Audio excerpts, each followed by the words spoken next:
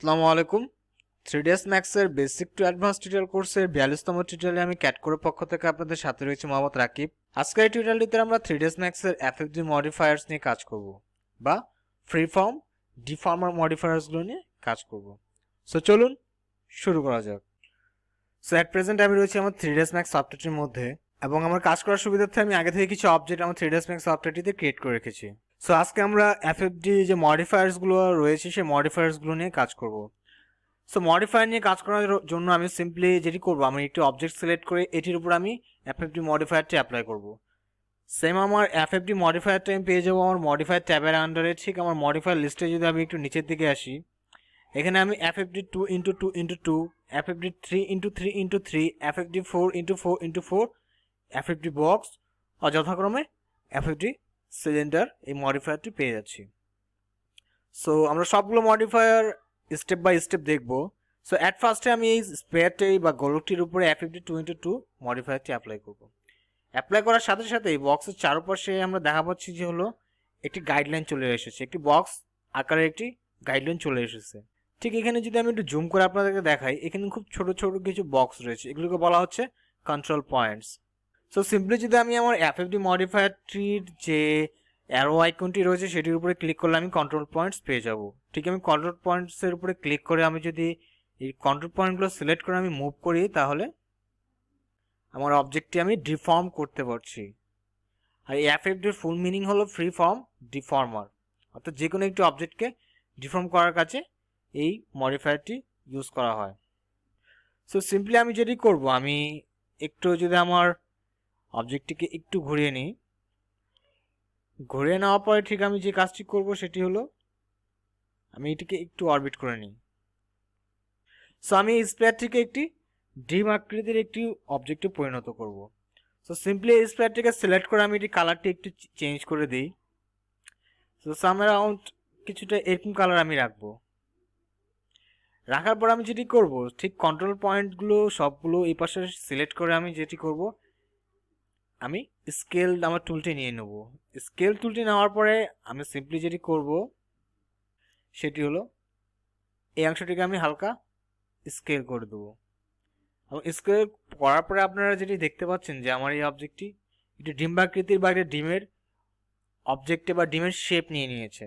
So এই ডিফর্মার বা FFD মডিফায়ারগুলো দিয়ে আমরা অনেকভাবেই কাজ করতে পারি, অনেক ধরনের অবজেক্ট আমরা মডিফাই করে তৈরি করতে পারি। সো আমরা এক বাই এক দেখবো যে আসলে আমাদের সবগুলো মডিফায়ার কিভাবে কাজ করে। সো এরপরে যেটি আমি কাজ করব সেটি হলো আমার এই বক্স মডিফায়ারটিকে আমি এটি র্যাম্প করব। আমি এটিকে র্যাম্প করে দেবো। র্যাম্প করার জন্য আমি যেটি করব, এটির উপরে আমি এফএফডি 2x2 মডিফায়ারটি অ্যাপ্লাই করব।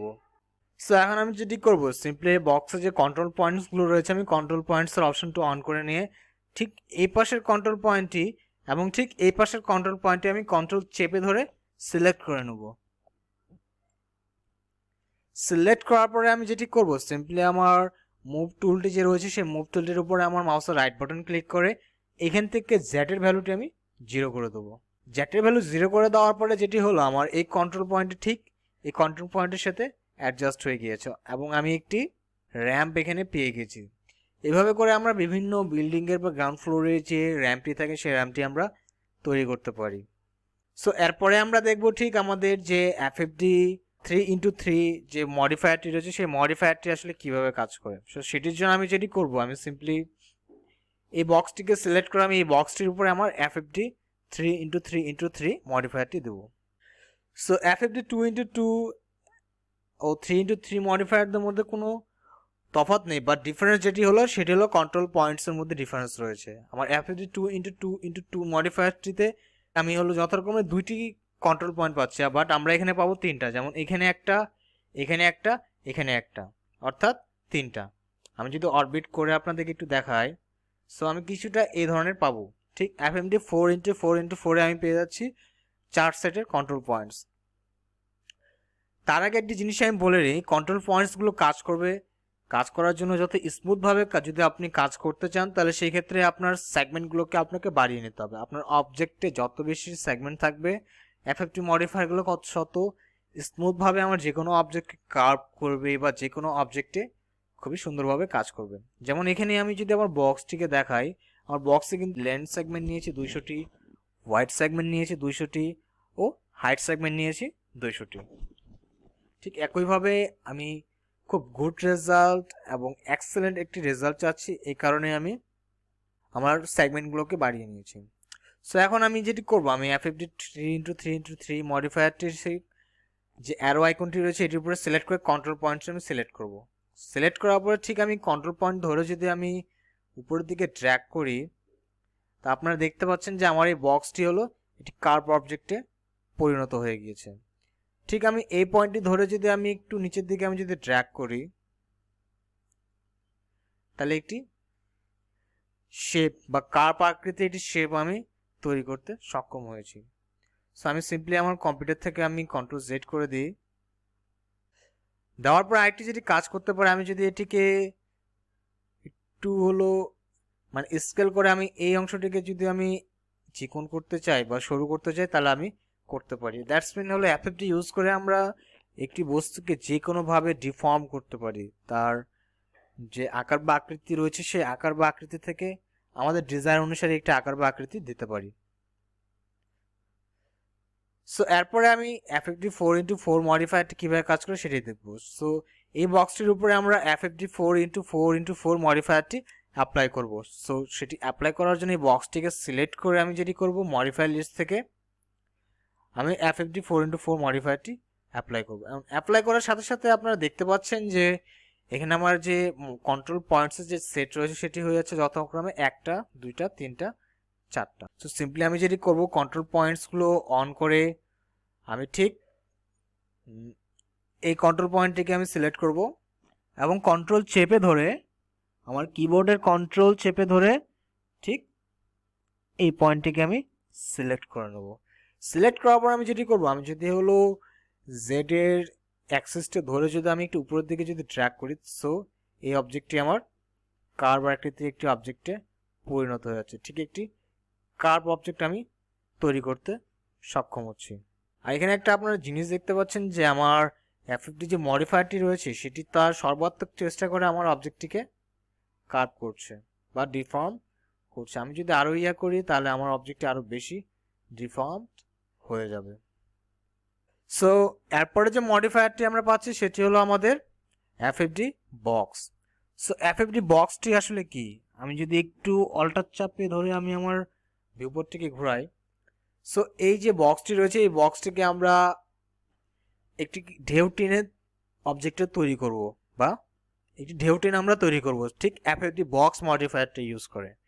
কারণ FFD বক্স মডিফায়ারটা আমি যখন অ্যাপ্লাই করব, ঠিক FFD বক্স মডিফায়ারটির মধ্যে আমি যে ফিচার্সগুলো পাচ্ছি সেগুলো হলো, আমি যদি ঠিক এই বক্সটিকে সিলেক্ট করে আমার মডিফায়ার লিস্ট থেকে আমি FFD বক্স মডিফায়ারটি দিই, সো এখানে FFD প্যারামিটারসের আন্ডারে আমি সেট নাম্বার অফ পয়েন্টস অর্থাৎ আমি কন্ট্রোল পয়েন্টস আমি নির্ণয় করে দিতে পারবো। আমার এখানে 4টি রয়েছে, আমার দরকার হলো 17টি বা 19টি। আমি ঠিক এখান থেকে সেট নাম্বার অফ পয়েন্টস আমি এখান থেকে লেন্থ করে দেবো 19, অর্থাৎ আমার ইচ্ছা মতো আমি পয়েন্ট নিতে পারবো। আমার যতগুলো দরকার আমি ততগুলো পয়েন্ট নিতে পারবো।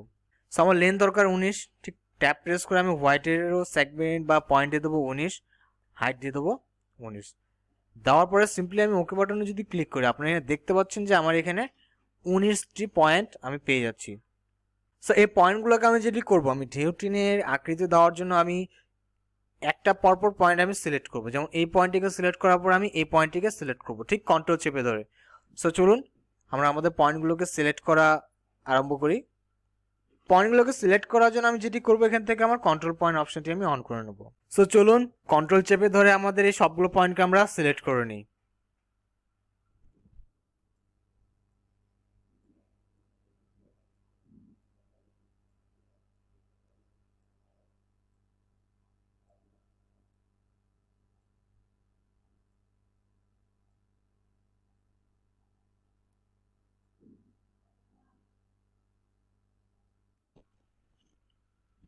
সো এখন সিম্পলি আমি যেটি করব, ঠিক হলো আমার হোয়াইট গিজবের মাথা ধরে আমি এই পয়েন্টগুলোকে আমি একটু উপরে তুলে নেব। তার আগে আমি অরবিট করে আমার অবজেক্টটিকে বা আমার যে কাজের সুবিধার ক্ষেত্রে আমি একটু সুবিধাজনক একটি স্থানে চলে আসি।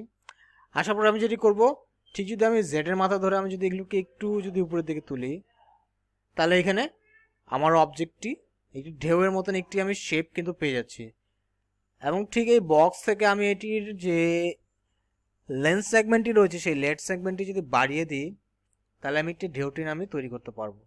ঠিক আরেকটু আমি যদি বাড়িয়ে দিই, সো এখানে আমরা আমাদের একটি ঢেউটিন আমরা তৈরি করে ফেলেছি। সো এইভাবে আমরা এফএফজি মডিফায়ারের মাধ্যমে আমরা বিভিন্ন ধরনের অবজেক্ট খুবই ইজিলি ভাবে তৈরি করতে পারি।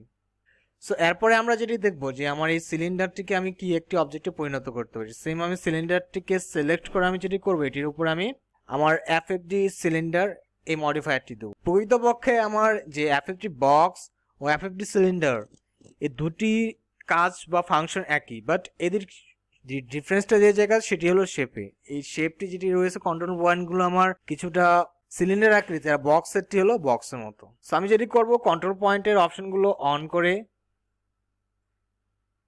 ঠিক আমি যদি এখানে ক্লিক করি, এই কন্ট্রোল পয়েন্টটিকে সিলেক্ট করে আমি যদি এটিকে স্কেল করে দিই, স্কেল করে কিছুটা এরকম করে, অর্থাৎ এটি একটি ভাঁজ আকৃতির বা একটি ভাঁজ আমি তৈরি করতে যাচ্ছি।